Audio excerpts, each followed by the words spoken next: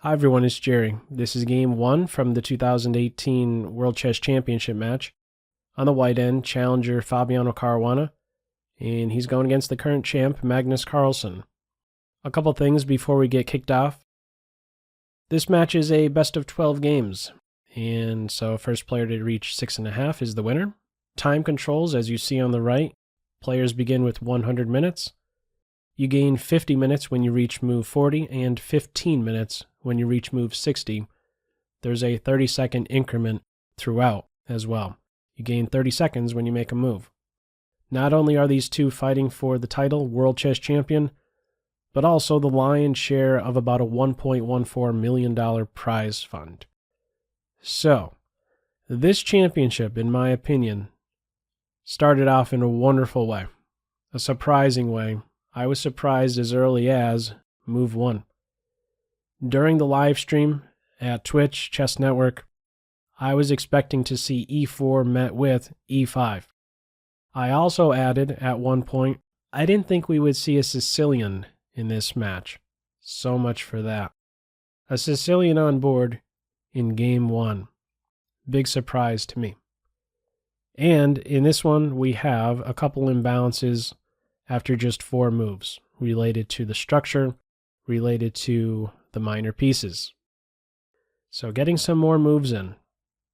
The white pawns will have some responsibility to control that light square bishop. The black knight is a piece that juked me multiple times in this game. The path that I was most familiar with is f8, e6, and then d4. The knight does something much different in this game. Bishop e3, e5, castles, a change of the guard on c5. The knight is now free to move. White is clearing the way, wants the rooks to play. f4 is the pawn break. Here we go. Must be captured. Allowing a white pawn on f5, far too invasive. E takes f, rook takes. Doesn't this seem that much more appealing? Right? Knight e6, hit the rook, jump into d4. Not here. Bishop e6 in this game. That was a bit of a surprise to me. Why is bishop e6 played? Well, black is anticipating that the rooks will be doubled on the f-file. You can't prevent that.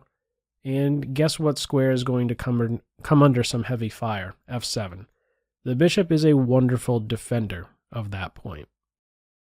Rook f2, h6, g5.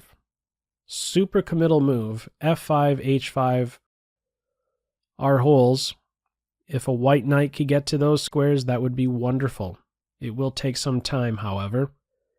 g5 said to me, the knight is ready to jump into g6. White doubles. Queen to d6, not yet committing the knight. Queen d6 is also preparing to inject another imbalance in the position, queenside castles, in addition to the minor pieces and structure. 3 imbalances in this position. The most important feature is probably this king position one, right? h5 and g4 are now nearby. If you can crack open a line or two towards the enemy king, even if it costs some material, you're likely to be in the driver's seat, have the initiative. So, from here, knight f6. It's challenged right away. This exchange is avoided. Knight h5. It's on the edge. It's throwing a punch. And also making sure the h-pawn is frozen. There will be no h5, g4, but who says that h5 is even needed? Black is already in a position to create some tension on the king side. g4, nearby. How do you prevent this? Well, white goes with a highly committal move, g4. There is no g4 by black now. There are 2 gaps in white's house. These are 2 super weak points, 2 holes in white's camp, f4, h4. At some stage, black pieces can maneuver into those squares. From here, f6 caught me off guard. I didn't quite understand its point straight away until black's next move, bishop f7. Find a new home, says the bishop. The knight doesn't budge. The knight on c3 was a misplaced piece, looking for a new home. The knight on d1 will struggle. From here, knight f8. If you've been tracking this knight, its path so far has been f6, d7, f8, d7, and now back to f8. And it will eventually, after a little bit of back and forth like this, it will jump into that e6 square. It's really eyeing up at this stage f4, a newly weakened square since g4. Knight takes f6. A blunder? No, of course this was calculated. Black is giving up a pawn and says, I can work around the knight. Knight e6, knight h5, and bishop takes knight. So what to do from here? Well, black capitalizes on this weakened square in white's house. Black is down a pawn, but has better pieces. Also, the more secure king. This is a better shelter for the black king than, well, I don't know if you could even call this a shelter. h3, h5 structure. So, a knight on f4, pretty much an intolerable piece. There is another train of thought. Exchange dark square bishops and have the knight arrive on f4. In this game, it's knight f4. Bishop takes knight. Bishop takes, bishop recapture or pawn recapture. If the bishop recaptures, you can make use of the e3 square. You can maybe first get out of the bishop's view, or go for this idea of knight to f5 or even g4. These are two wonderful wonderful outposts for the white knight. Currently in a pin, but after you get out of the pin, these are two nice jumping points. In this game, black recaptures with the pawn, creating a passer. Now it does block in this diagonal. Queen, the bishop cannot see these squares clearly, but a file is now open directly to the white king, and a new pivot square is available for the black rooks. What pivot square is that? Well, in g3. Queen, bishop indirectly there, directly by the pawn, and some stage dropping a rook on that square may be very good. Also, there is no knight to e3 now that the pawn has recaptured. It's a struggling piece on d1. In this f-file, now that the pawn has captured the rooks, their mobility has been diminished. So, rook g2 from here. We're going to have a rook exchange. And white tries to get that knight working. Knight g4. How to deal with this piece? It's very strong. Well, before you can eliminate the knight, you must eliminate h5 and then give the knight a shove. So this is what black does. Goes hunting for the h-pawn. Really can't defend this. Can't move the knight. Got a lot of stuff on the g-file. A lot of pins to get out of before the knight can move. So queen f3. Queen takes h5. And now white looks to pack up and run towards queenside. King f2. Now, if you haven't been noting, I mean, this is just a rough estimate, but the clocks on the right do give you some insight as to, where the players are. Just a couple minutes remaining here for Caruana. And there's always these mistakes that can happen for either side leading up to that first time control. Again, move 40. You gain 50 minutes. So, from here, bishop c7.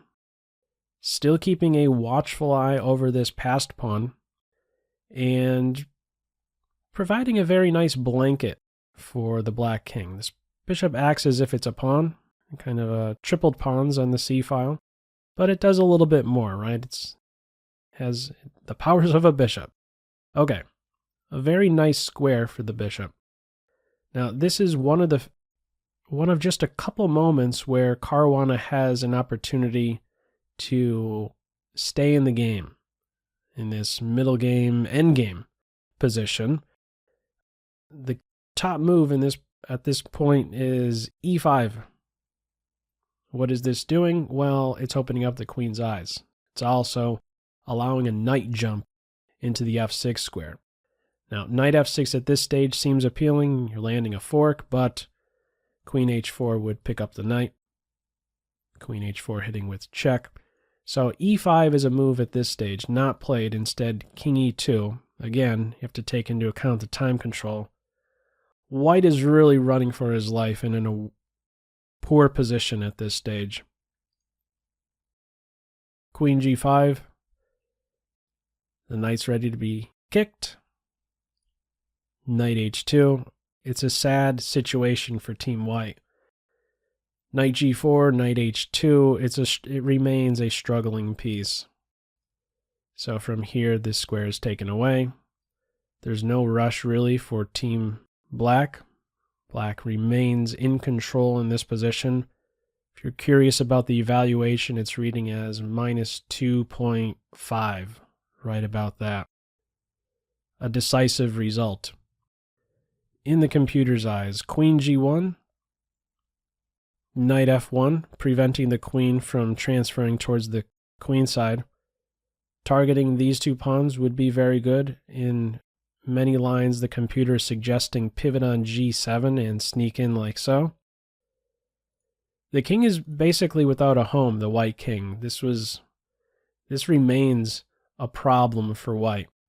The black king has a cozy home on b7, sheltered by bishop and 4 pawns, and the king. Even if he tries to go in this direction, that's never safe either. There's no pawn cover on the king side. If he goes queen side, the bishop is going to rake down into those dark squares.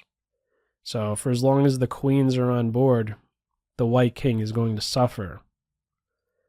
So from here, h4. Again, both players leading up to move 40. That's where those mistakes are made. A little something is lost. A lot is lost with that last move, h4. A best move here is to withdraw the queen. Try and sneak in on the queen side along this diagonal. The knight is doing a good job preventing this along a rank. Needs to back up and then enter along the diagonal. That was not played. Carlsen doesn't have so much time either at this stage. So something is lost with that h4 move. King to d2 is played, and the evaluation shifts again. The e5 move, as I mentioned in a previous position, it's also called for at this moment, opening up the queen's eyes to c6. If the black king replied with king to b7, queen f4, right? Not only is e5 threatening c6, but also f4. The bishop is not guarding f4. So this was an opportunity for the e5 advance. But white, not having very much time at all, plays king to d2. And this tips right back into black's favor. King b7, c3. I thought during the game this was to prepare d4 and e5. From here, bishop e5, king c2, queen g7, targeting c3, difficult to defend. Something other than queen to g7. Computer is pointing out b5, b4 ideas, maybe break down the dark squares. b5 is not played in this position. The queen drops back. There is also a killer move in this position instead of bishop to e5 in the game after c3. Pop quiz, what is a move black could play in this position? feel free to pause the video. Okay, there is a star move here. The move is rook to g3. Again, in the game, bishop e5 was played. This is what I thought the idea was during the game. When the move h4 is played, I figured it was to support this kind of piece sacrifice, this exchange sacrifice. Because now, if the rook is captured, and it pretty much needs to be captured in this position, otherwise, black is picking up pawns and escorting a passed pawn. If it's captured, now we would have two connected passers. Rook g2 can be met with queen to b1, and it's not hard to see that maybe all of the queenside pawns will fall. And black, again, has these two connected passers secure. The queen and the rook would have to be blockaders the whole time. The queen will simply go on a rampage on the queen side. Playing here allows a check. And during the stream, I pointed out you could take a2. That is true. That is a winning continuation. I also added you could take on h3, but simplest is to simply push that passed pawn immediately, and white could resign. Rook g3 was not played. A bit surprising to not see that move on board. In this game, it was bishop e5, king c2, queen g7, and after knight to h2, the computer says go back to g1, but that's hard for a human to pull off. You play queen g7 not to return, just a move or two later. And after bishop c3, the evaluation is basically even. This gives up f4, and white is threatening to basically safeguard the king. What do I mean by that? Well, the queens are now ready to be exchanged, and the white king position isn't a liability anymore, would not be a liability anymore.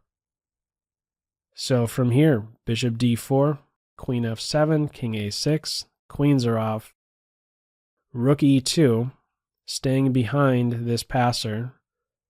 We have a pretty direct line. Black goes pawn hunting, picks up the h-pawn, has calculated that he will be back in time, just in the nick of time, to prevent this passed pawn. Both players with a passed pawn. Black is up a pawn, but soon we enter a variation where both of these pawns are exchanged. h3, knight f5, bishop f6, a3. Kind of stuck with the pieces in this position. It's interesting. The rook can't move. The knight can't move. It would drop this pawn. The rook really can't move. Has to watch over h2 and still keep a watchful eye over the e7 pawn. So we have some play on the queen side. First, a tiny move, a3. A best move in the computer's eyes, a3. Not just any pawn move. Playing to a4 would give the black king a path into the white camp. So a3. And after b5, b4. Now, if the black king tries to come over in this direction to assist, that's no good. King b7, game over. Killer fork. Now, the move b6 is not played with the intention to sneak over along dark squares, because there is still a tricky maneuver white would have. If king b6 in this position, the knight would jump into d6. And after rook takes pawn, knight c8. This is not a losing variation, but it's not something you enter as black. White is the only side that could win this. It would be difficult, but okay, white is the side pressing in this variation. The point here is that the king cannot go to b7 because of knight d6, or b6 because of knight d6, with knight c8 in mind. There's no moving towards the king side for the black king. And the only other waiting-like moves are with the bishop. Eventually we get to this point right here where kind of just have to take the pawn. Otherwise, you just go back and forth with the bishop. So bishop takes e7. Knight takes. h2 distracts the rook from defending the knight. And we enter this endgame. Now, this is a game that goes on till move 115. We're at move 55. Yeah, 115 moves, 7 hours. If you didn't already hear it in my voice, it's already a pretty worn voice after game 1. And it's not over. After these 55 moves, we enter what seems to be, pretty easy hold, but let's see how black actually stirs up some trouble. There are a couple key points that I want to draw some attention to in this endgame. Let's see what those points are. For right now, the white rook is staying very active at the moment, now threatening to take advantage of the pin. So that idea is constantly watched over. There's also a fight for the a5 move. White is in position to make that a bit difficult to get in. This is an important moment in the game. Move 77. Pop quiz to you. What move would you play as white? Feel free to pause the video. Okay, best move is, only move is, king to c3. Did Caruana play that? Yes, he did. Playing to b3, what is the issue with king to b3? Well, king to b7. Kicks the rook away, and after rook to d8, a5. What are you doing about b4? Have to take. There's pressure on d4, and now black would be able to scare away the rook from defensive d4. This is a situation white must avoid, or in other words, a case where black has acquired 2 connected passed pawns. This would be winning for black. Therefore, imperative, king c3 is played. Defending d4 with the king, the rook is not a reliable defender. King c3 combats against the a5 move. How? Well, white could take, not that move, can take on a5, and this would be a drawn king and pawn endgame. Just playing it out a few moves. King a6 is met with king b4, and you could even play d5 at this stage. Exchanging things, yeah, this one goes to a draw. Very important on this move 77 to play king to c3. From here, a6, and we have another series of attempts trying to maybe get in d5 at some point, keep the king in check, checking distance. The white rook is very active, and there is one more point that is critical. Let's see what that is. Eventually, the black king is going to get active. I got a little bit excited during the stream here. I thought, whoa, king d6. What's up with that? The king's now circling in. He's going to put pressure on e4. Maybe get into c4. Rook a7. King d5. King b2. Where does the rook go? Rook d3. If the rook steps up, the king steps up to defend. Rook goes back, king goes back. We're just repeating. Keep in mind, if the king is able to go to c3 and then get here, the king is pushed away from the action. Black king would be flushed towards the king side. So, what do we have in the game? Rook d3. Rook takes a6. Rook takes d4. King b3 to defend the pawn. Rook e4. Another key moment in this game. What move would you play as white? Feel free to pause the video. Okay. In the game, not rook b6, but king c3. After rook c4, king b3. This is actually the pop quiz I wanted to throw your way. What is the move in this position? What move should be played? We have rook b6, maintaining pressure on the c6 pawn. A very important detail. There is the temptation to drop the rook back and activate it like so. What would be the issue with that? Well, rook a8 would be met with the winning continuation rook c3, king c4, and this pawn will fall. There is no distracting the king away from the rook. The rook would simply block. Black would go on to win. So another moment where white could go wrong, however, does not. Keeps pressure on c6 with rook b6. And in this one, we only go a few more moves eventually after the king is not on d4, supporting a rook c3 move. White is able to rely upon the king post on b3, and so only at this moment is the rook transferring to this corner square and now in a position to give checks. There is no good forward progress for Team Black. And only after this move 115, 7 hours of play, do we have these two players shaking hands and agreeing to a draw. A marathon game one. I said this, the video prior to this one on YouTube that I uploaded. I said that many of the 2016 championship games went the distance, went 7 hours. I said it wasn't out of the question to see that happen this time around. Well, it did happen right out of the gates. Now, let's have a look at the tail of the tape on this one and see how this one developed. Okay, just kind of zipping through here. A tiny advantage early on for Team White, but kind of changed after this queen d6 and knight g4 idea.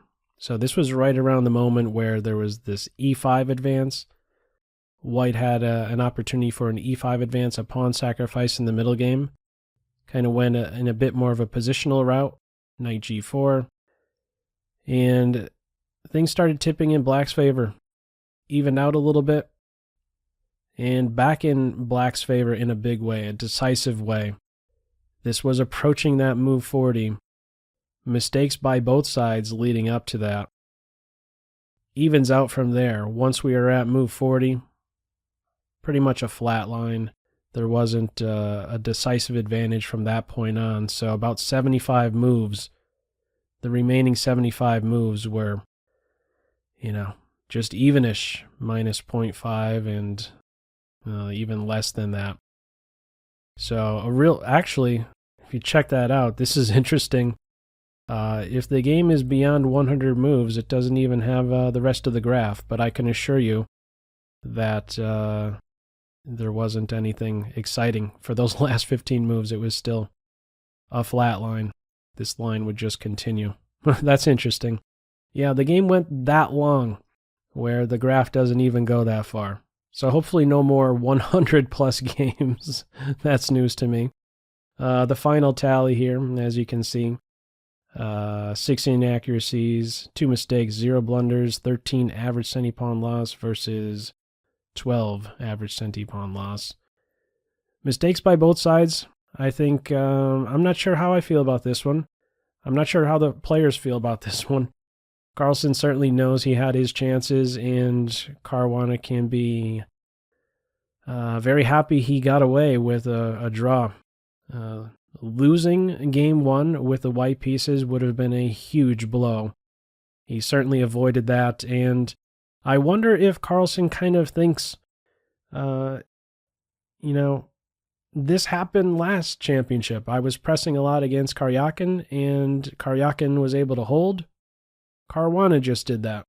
And as we know from the 2016 championship, Karyakin was the one who, after 7 draws to start the match, he was the one that drew first blood, winning game 8. Anyhow, an interesting start to this match, to be sure. And I should probably at this point preserve my voice as much as possible. So, that's all I have for you right now. As always, I hope you enjoyed this video and maybe took a thing or two away from it. That's all for now, and I will catch you in Game 2. Take care. Bye.